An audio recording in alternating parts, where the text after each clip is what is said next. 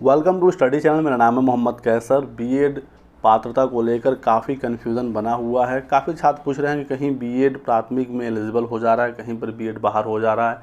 Court ऐसा क्यों कर रही है, कैसे कर रही है, तो इसी पर हम लोग डिस्कस करेंगे। क्या कोर्ट से कोई गलती हो रही है या हमारे और आपके समझने में कुछ गलती हो रही है। लास्ट तक बने रहें।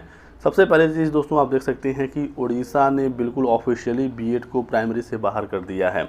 ये आप एलिजिबिलिटी देख सकते हैं। यहाँ पर सिर्फ डीएलएड को ही एलिजिबल किया गया है। 12th plus 2 year diploma in elementary education, और भी कुछ इसके इक्विवेलेंट जो होते हैं, बीएलएड है, फिर आपका 2 year diploma special education graduation and 2 year diploma या 12th प्लस 2 ईयर डिप्लोमा, दोनों लोग एलिजिबल होते हैं पीआरटी के लिए। पहले ग्रेजुएशन में 50% और बीएड का भी ऑप्शन होता था, उसे फाइनली अब हटा दिया गया है। उड़ीसा के साथ कुछ अन्य राज्यों से भी खबरें आपने देखी होंगी कि बीएड अब प्राथमिक में वहां पर शिक्षक नहीं बन सकता है।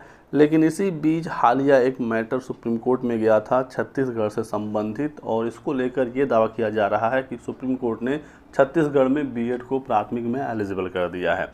तो ऐसा कैसे हो सकता है, इस पर हम लोग बात करते हैं।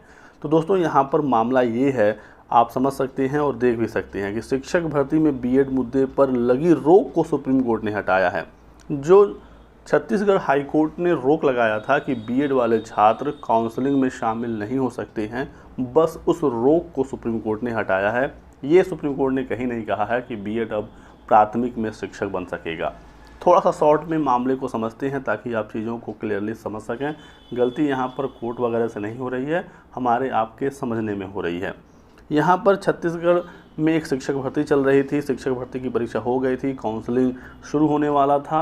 उसी बीच डीएलएड के जो छात्र थे वो चले गए छत्तीसगढ़ हाई कोर्ट में, क्योंकि 11 अगस्त 2023 का सुप्रीम कोर्ट का ऑर्डर आ गया और उसमें आपको पता ही है क्या था। तो जब डीएलएड के छात्र छत्तीसगढ़ हाई कोर्ट गए तो हाई कोर्ट का ये फैसला आया कि बीएड की नियुक्ति प्रक्रिया पर स्टे लगाते हैं, और 14 दिन का समय दिया गया राज्य सरकार और परीक्षा कराने वाले संस्था से कि वो अपना जवाब दाखिल करें।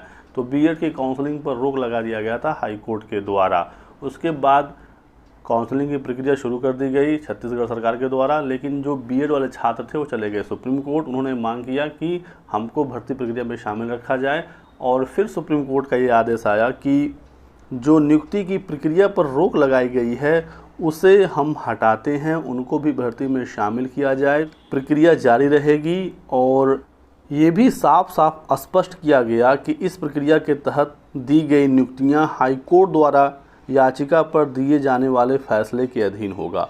चूँकि छत्तीसगढ़ हाईकोर्ट का फाइनल ऑर्डर नहीं आया है, अभी तक सिर्फ उन्होंने स्टे लगाया था, जवाब मांगा था सरकार से और परीक्षा संस्था से। तो जब उनका जवाब आ जाएगा, सब कुछ जब कोर्ट देख लेगी, तब वो अपना फाइनल ऑर्डर देंगे। जो ऑर्डर आएगा वो लागू होगा बीएड के छात्रों पर। यदि उनके पक्ष में आता है तो वो इस भर्ती में शामिल रह सकेंगे, और यदि उनके अगेंस्ट आता है, तो यदि उनको नियुक्ति पत्र भी मिल जाता है, तो भी उन्हें शिक्षक भर्ती की प्रक्रिया से बाहर कर दिया जाएगा। तो ये जो आप देख रहे हैं हेडलाइन कि शीर्ष कोर्ट ने याचिका सुनने के बाद हाई कोर्ट का फैसला पलटा।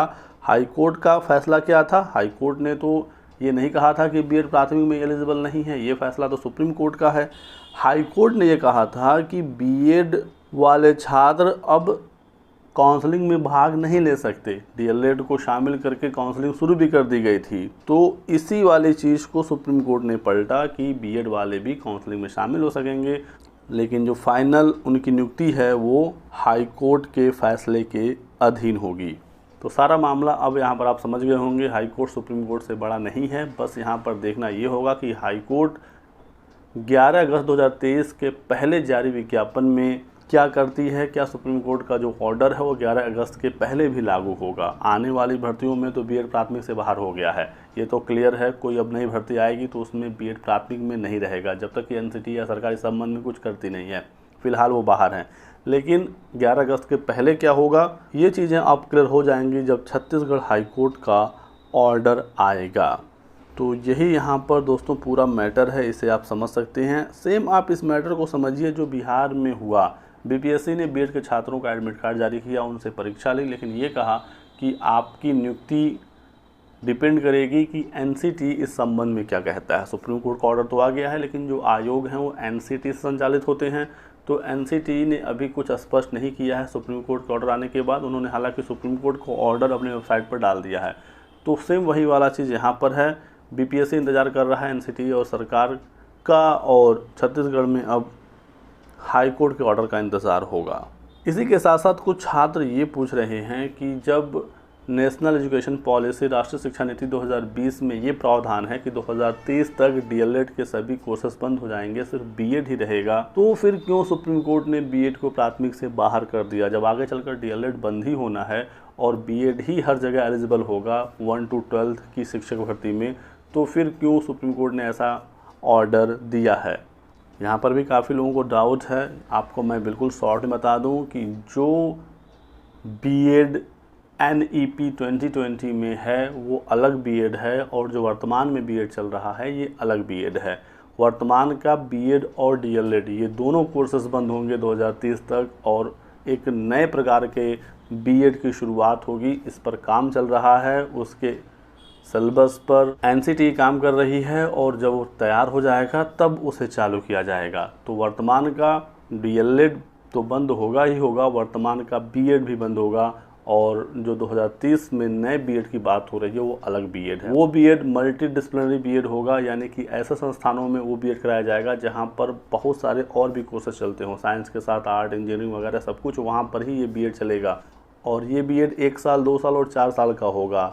पोस्ट ग्रेजुएशन के बाद सिर्फ 1 साल का बीएड होगा, ग्रेजुएशन के बाद वर्तमान में जैसे 2 साल का होता है ऐसे होगा, और इंटर के बाद सीधे छात्र 4 साल का बीएड का कोर्स कर सकते हैं, और वो सीधे शिक्षक के तौर पर एलिजिबल हो जाएंगे।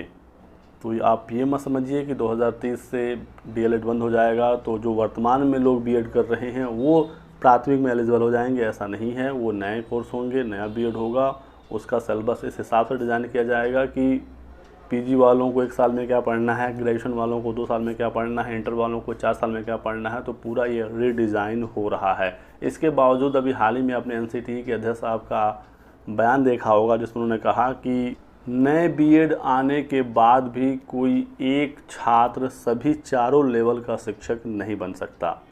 Primary, upper primary, TGT, PGT, हर लेवल का शिक्षक नहीं बन सकता।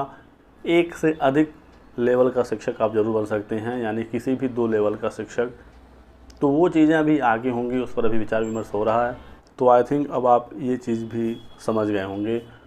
बाकी आपके कोई और डाउट हो, सवाल हो तो आप हमसे पूछ सकते हैं कमेंट सेक्शन में। वीडियो को लाइक कर दें, चैनल को सब्सक्राइब करके बेल आइकन दबा लीजिएगा ताकि आपको इसी प्रकार की सभी लेटेस्ट और ऑथेंटिक इन्फॉर्मेशन मिलती रहे। Thanks for watching.